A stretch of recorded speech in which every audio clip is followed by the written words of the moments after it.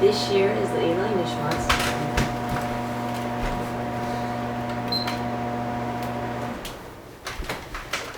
This year is Le'ilai Nishmas Sarah Lam Dratch, Sarah Bas Harav Nachum Umd. This kapitel of Tehillim is traditionally said when one is asking Hashem to heal them from an illness. As David states over again his desire to be saved by his enemy and his yearning to see God's salvation. One who is sick needs a physical salvation from their own body, and in the Perek, David needs salvation from a physical enemy. It is also apropos for this time of year, since we have just passed Tisha B'Av, and Rashi comments that David composes prayer prophetically on behalf of the entire Jewish people during the Babylonian exile. David is begging for God's assistance from the pursuing enemy. Support for this view may be perhaps drawn from the pasuk in which David speaks of the damage already inflicted by the enemy. He states, "For the enemy has persecuted my soul. He has oppressed my life to the ground. He has set me in darkness like those who are eternally dead." This refers to the nation suffering exile. In pasuk Bet, it states, "Do not enter into judgment with your servant." David here is pleading with Hashem not to examine his midos with a magnifying glass. He does not want to be dealt with measure for measure with din, but rather with rachamim. We frequently ask God to overlook our mistakes and our flaws and to focus on our positive deeds.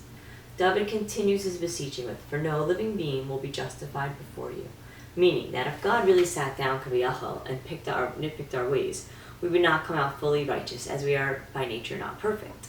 David uses the word tzidkecha to refer to our lack of righteousness as contrast with God's perfect righteousness. As the pasuk says, "Answer me in your righteousness." A comparison like this holds a lot of weight.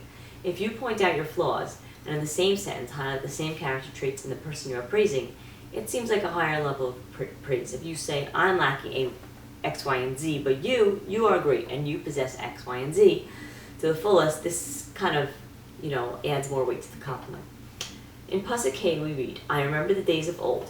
David makes reference to the miracles of yesteryear, the occasions in the distant past when God intervened supernaturally to rescue Am Yisrael from his enemies.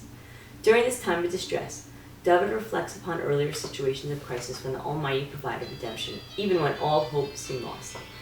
David seeks to draw encouragement and inspiration from these memories and reassure himself of God's willingness and capability to save him, even from the current crisis. In times of distress, we are comforted by self-talk. David is teaching us that self-talk therapy really can work. He is showing us that when we reaffirm through our own words that things will turn out okay as they have in the past, we are calming ourselves and setting ourselves up for a more tranquil situation. Some may feel that recalling past times is useless, but David tells us otherwise. Pasuk Vav reads, "I stretch out my hands to you, my soul is thirsty." When one envisions a hand stretched out in desperation, like this, it's like we're coming to God empty-handed and saying, "I have nothing, I can't save myself. My arsenal is empty now, please help." Sometimes the only way to get the help one needs is to show you are powerless to save yourself and give yourself over and admit to being powerless. When your hands are empty, you have the power to receive help. David knew that the best person to turn to is God, as stated in another kapitel. "Ela v'recha v'ela v'susim v'anachnu v'shem Hashem Elokeinu nazkir." Not my horses, not my chariots, not my own strength, but you, just you, God, can save me. The Perek continues, "Lahagid v'vayker chasdecha v'manacha b'leilos." This is an expression of David's desire for speedy salvation. Let me see it tomorrow. Not in 3 days, not in a month, not next year. When I wake up in the morning tomorrow, I want to see your salvation, God. Many commentaries make mention of his choice of words. In the morning, when things are bright and transparent, it's easier to see God's chesed. It is a time of understanding. At night, the erev, it's mixed up, confusing. We ask that at night we can feel emunah or bitachon, which is a more difficult level of belief, since God's ways are less apparent and more difficult to come to terms with when things are dark. We have to have faith in Hashem during those times as well. For when it's boker, we once again see his chesed and things will make more sense in the light. It's like a child who's scared of all the shadows and the drawers and the clothing in the room at night. They lie awake crying, thinking that his sock is a monster and his nightlight is the boogeyman. However, once dawn breaks, the child sees that the sock and the nightlight and the sheets, they're harmless after all. But in darkness, it's just not apparent to them.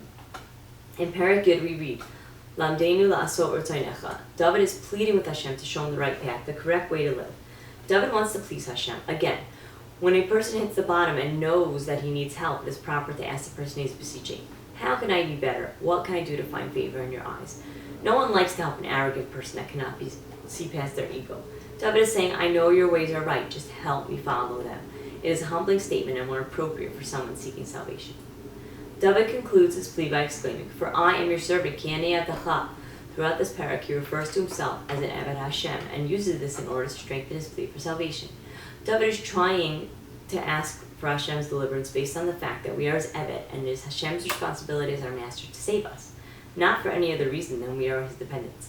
By using the chosen words, David is not arguing that he deserves to be saved or that the nation as a whole deserves to be saved because of our Ma'asim Tovim or perfectness, but rather because we are God's charges and we have no one else that is our true guardian. Metzudas David explains, it is the master's responsibility to wage his servant's battles against those who rise against him. David understands that he can earn the Almighty's protection only if he can truly avow his status of a faithful, God-fearing servant, a status that requires God to come to his assistance, as it were. If a person serves God loyally and devotedly, then God will rush to his side, just as a master naturally wishes to protect his servant. For this reason, David adds in his Tehillim a request that God should guide him along the proper path and help him to fulfill the divine will. This will assure him God's supernatural protection. If any of us want God's protection, one must strive to do his will like a wholehearted, committed servant, whom the master is prepared to go to the great lengths to guard and protect. I hope that this year served as a nechama to Sarah's family, that they are surrounded by so many people that are learning for her neshama, even if they did not personally know her, but heard of her beautiful Ma'asim Tovim. They should also be comforted by the fact that they have a true Eishes Chayil as a Meil's Yosher and Shemayim. Good night.